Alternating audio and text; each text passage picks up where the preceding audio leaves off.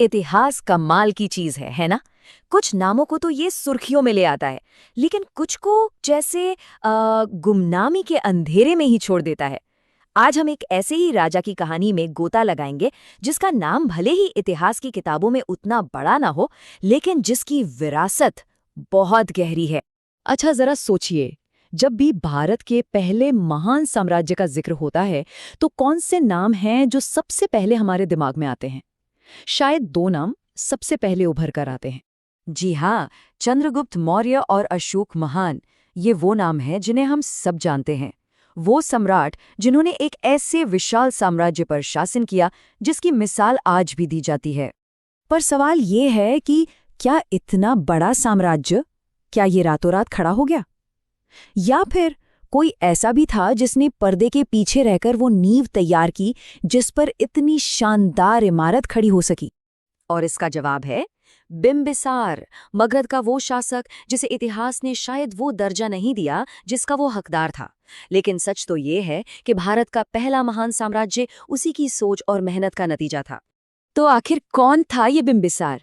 जरा कल्पना कीजिए, एक 15 साल का लड़का जो लगभग 543 ईसा पूर्व में हर्यक वंश के राजा के तौर पर मगध की गद्दी पर बैठता है और अपनी राजधानी राजगृह से, जो आज के बिहार का राजगीर है, इतिहास बदलने की शुरुआत कर देता है।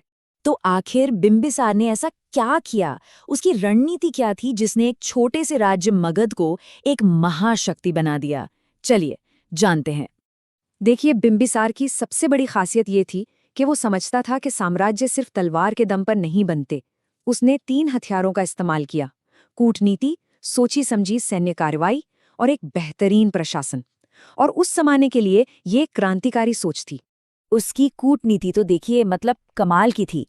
बिम्बिसार शायद भारत का पहला राजा था जिसने शादी को एक राजनीतिक हथियार की तरह इस्तेमाल किया। कोसल की राजकुमारी से शादी की तो तोहफे में पूरा काशी क्षेत्र मिल गया। लिच्छवी राजकुमारी से विवाह करके वैशाली जैसे शक्तिशाली राज्य को दोस्त बना लिया और मद्र की राजकुमारी को अपनी रानी बनाकर उत्तर पश्चिम की सीमाओं को सुरक्षित कर लिया। सोचिए, बिना एक भी तलवार उठाए मगध का प्रभाव कई गुना बढ़ चुका था। लेकिन ऐसा नहीं था कि बिम्बिसार सिर्फ कूटनीति पर निर्भर था। जहां जरूरत पड़ी उसने अपनी सैन्य ताकत भी दिखाई, और उसकी सबसे बड़ी जीत थी अंगराज्य पर। इस एक जीत का मतलब था गंगा के व्यापार मार्ग पर मगध का एक छत्र राज। रातों रात मगध उत्तर भारत का सबसे बड़ा व्यापारिक केंद्र बन गया और राज्य का खजाना भरने लगा। लेकिन देखिए, जीतना एक बात है और जीती हुई चीज को संभालना बिल्कुल दूसरी। बिम्बिसार सिर्फ एक योद्धा नहीं था, बल्कि एक दूरदर्शी प्रशासक भी था। वो जानता था कि एक मजबूत अर्थव्यवस्था ही एक मजबूत साम्राज्य की असली रीढ़ होती है। उसने एक ऐसा टैक्स सिस्टम बनाया जो सबको फायदा पहुंचाए। उसने खेती को बढ़ावा दिया ताकि लोगों के पास खाने की कमी न हो। व्यापार के रास्तों को इतना सुरक्षित बना दिया कि व्यापारी बिना डरे कहीं भी आ जा सके।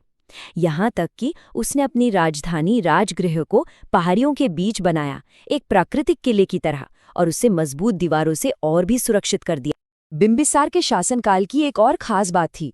उस दौर में भारत के 2 महान आध्यात्मिक गुरु, भगवान बुद्ध और भगवान महावीर, दोनों ही मौजूद थे। बिम्बिसार ने बुद्ध को अपना वेणुवन विहार दान किया, जिसे पहला बौद्ध मठ माना जाता है, और वहीं जैन परंपराओं के अनुसार वो भगवान महावीर का भी बहुत आदर करता था। ये दिखाता है कि वो कितना सहिष्णु और दूरदर्शी शासक था। लेकिन इतनी सफल कहानी का अंत बहुत ही दुखद हुआ, और इस कहानी का सबसे दर्दनाक अध्याय उसके अपने ही घर से शुरू होता है। कहते हैं, सत्ता का लालच इंसान को अंधा कर देता है, और बिम्बिसार के बेटे अजातशत्रु के साथ भी यही हुआ। उसने सिंहासन के लिए अपने ही पिता को बंदी बना लिया। और ये कोई आम कैद नहीं थी। बिम्बिसार को भोजन और दवा तक से दूर रखा गया और उसी जेल में तड़प तड़प कर उसकी मृत्यु हो गई। इसे भारत के इतिहास में पिता और पुत्र के बीच सबसे बड़े विश्वासघातों में से एक माना जाता है। तो अब ये सवाल उठता है, अगर अजातशत्रु, चंद्रगुप्त और अशोक ने साम्राज्य को नई ऊंचाइयों पर पहुंचाया, तो फिर असली साम्राज्य निर्माता कौन था? चलिए खुद से पूछते हैं, उस साम्राज्य की नींव किसने रखी थी? वो मजबूत प्रशासनिक ढांचा कहाँ से आया जिस पर सदियों तक साम्राज्य चला? और सबसे बढ़कर वो सोच किसने दी जिससे एक छोटा सा राज्य एक विशाल साम्राज्य बनने का सपना देख सका?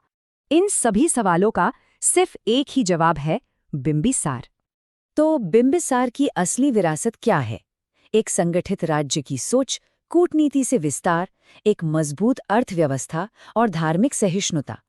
अगर बिंबिसार ने ये नींव न रखी होती तो न अजातशत्रु इतना शक्तिशाली होता, न चंद्रगुप्त मौर्य का उदय होता और न ही अशोक के पास एक ऐसा महान साम्राज्य होता जिस पर वो शासन कर सके। अंत में हम यही कह सकते हैं कि बिंबिसार वो राजा था जो खुद इतिहास का सबसे बड़ा नाम नहीं बना, लेकिन उसने इतिहास बनाने वालों को जन्म दिया। वो भारत का पहला वास्तविक साम्राज्य निर्माता था। इसलिए अगली बार जब भी भारत के महान सम्राटों की बात हो तो बिंबिसार का नाम सबसे पहले लिया जाना